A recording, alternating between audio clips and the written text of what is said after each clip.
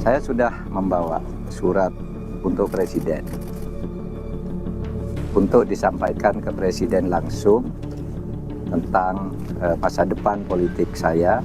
Maka saya tidak akan tinggal gelanggang colong pelayu. Saya akan pamit baik-baik dan saya akan sampaikan surat ini. Terima kasih Pak. Sangat solid. Mahfud MD menyatakan mundur dari jabatannya sebagai Menteri Koordinator Politik Hukum dan Keamanan. Calon Wakil Presiden nomor urut 3 ini beralasan langkah ini diambil untuk menghindari konflik kepentingan dan intervensi politik. Momen mundurnya Mahfud MD ini memunculkan kabar adanya gangguan di lingkungan menteri-menteri di Kabinet Indonesia Maju di pemerintahan Presiden Joko Widodo. Sebelumnya PDI Perjuangan sempat mengungkap adanya suasana yang sudah tidak nyaman di internal Kabinet Presiden Jokowi. Cerita ini diklaim PDI Perjuangan berasal dari salah satu kadernya yang duduk sebagai Menteri Sosial, Tri Risma hari ini.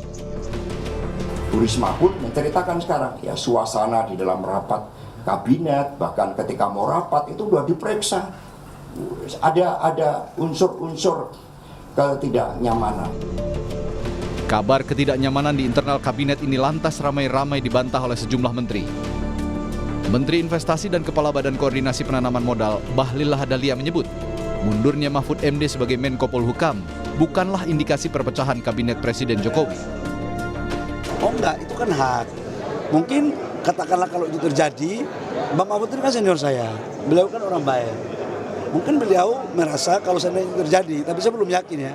Kalau terjadi mungkin agar lebih fokus untuk melakukan kampanye, ya, agar bisa total waktunya. Kalau menteri kan harus cuti, izin, dan kan nggak bisa cuti satu kaligus. 1 minggu paling tinggi 1-2 hari. Itu pilihan. Dan saya yakin Pak Presiden seorang demokratis, seorang negarawan yang juga pasti menghargai. Enggak lah, saya yakin semuanya baik-baik aja kok. Siapa pada para menteri yang ada di kabinet saat ini akan menuntaskan jabatan sebetulnya, kecuali mungkin Pak Mahfud yang sudah menyatakan. Yang saya pahami, kami semua menteri-menteri kabinet Pak Jokowi bekerja untuk menuntaskan tugas-tugas kami sebagai menteri sampai dengan berakhir.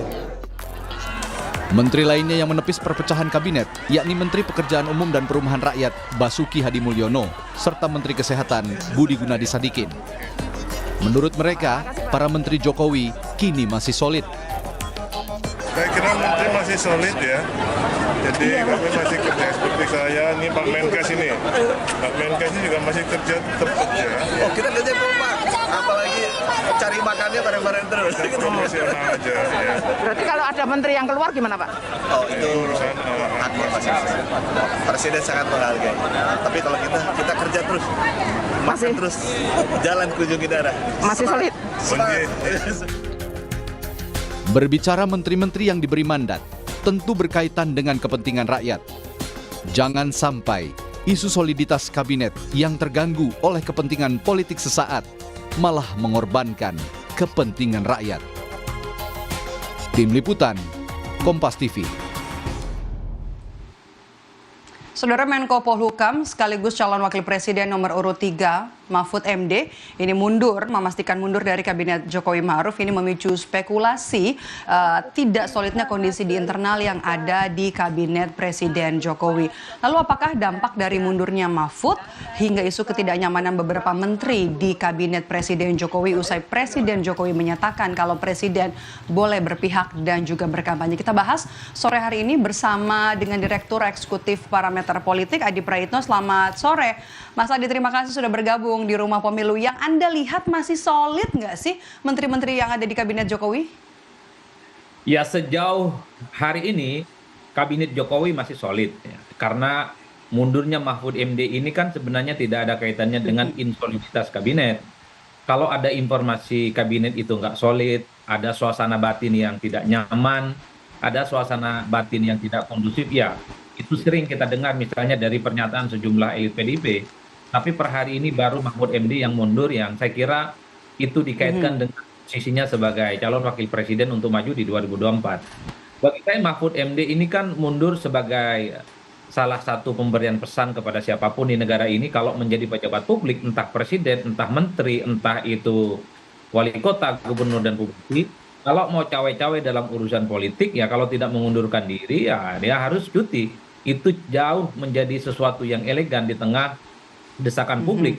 Supaya pemilu di 2024 ini jauh dari konflik of interest, jauh dari abuse of power. Kan itu yang sebenarnya satu sinyalmen. Kenapa Mahfud itu mundur? Ini untuk penegasan. Ketika begitu banyak pejabat-pejabat elit di negara ini disorot soal etik dan moralnya, Mahfud ingin memberikan contoh.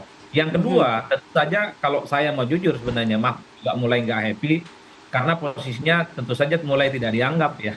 Ini semacam dianaktirikan soal posisinya sebagai calon wakil presiden.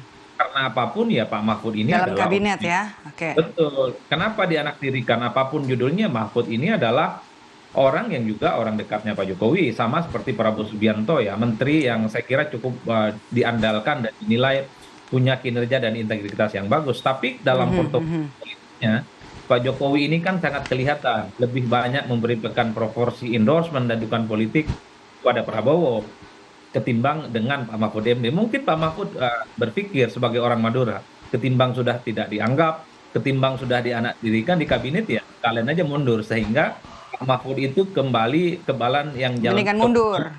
Nggak benar, betul. Artinya apa? Pak Mahfud akan semakin mendapatkan expose yang semakin luar biasa ya, untuk memberikan masukan, memberikan kritik yang saya kira memang dalam beberapa debat, mulai debat 1, 2, 3, dan keempat antara Mahfud dan Ganjar, sering memberikan kritik-kritik tajam kepada Pak Jokowi. Mundur, kemudian menyampaikan data-data tentang kekurangan yang ada di negara ini. Menurut saya ini menjadi win-win solution, baik untuk Mahfudnya, baik juga untuk Pak Jokowinya. Ini semakin menjadi siapa yang minyak dan Mas siapa Adi, yang tadi Anda bilang kan kalau langkah seorang Mahfud MD ini adalah sebagai contoh. Apakah ini sekaligus jadi sindiran kepada Presiden atas pernyataan Presiden Jokowi sebelumnya yang bilang kalau Presiden itu boleh berkampanye dan juga boleh berpihak?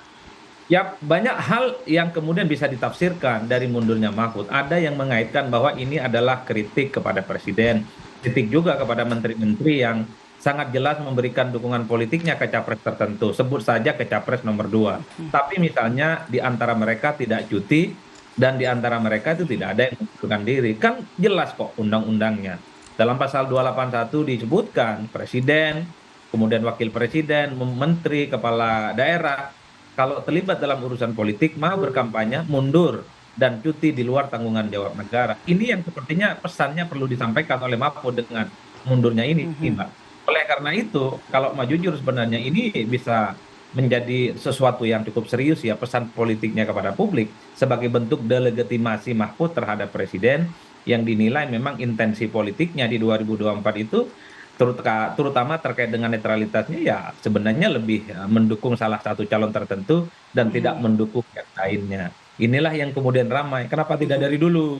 Kenapa Pak Mahfud dari sekarang? Nah, bagi saya mau dulu mau sekarang. Pesan moralnya adalah Pak Mahfud ini ingin memberikan satu contoh yang baik pejabat publik mundur atau cuti di pertarungan Mas Adi, negara. kemudian apakah nanti akan ada efek elektoral dengan langkah Mahfud mundur ini dari kabinet Presiden Jokowi? Efek elektoral Bagi untuk saya, Ganjar Mahfud? Ini yang sepertinya sedang dipertaruhkan betul oleh Mahfud, Mbak. Tentu ada keyakinan dengan keluarnya Mahfud dari kabinet, ada sentimen positif yang didapatkan, terutama dari kelompok-kelompok kritis, kelompok-kelompok menengah ke atas, kelompok terpelajar, dan ekonominya di atas menengah ke atas. Kenapa begitu? Biasanya kelompok-kelompok kritik ini kan mengapresiasi. Tapi problemnya adalah apakah respon positif yang timbul terhadap mundurnya Mahfud MD ini bisa diterjemahkan sebagai faedah elektoral, sebagai insentif politik elektoral?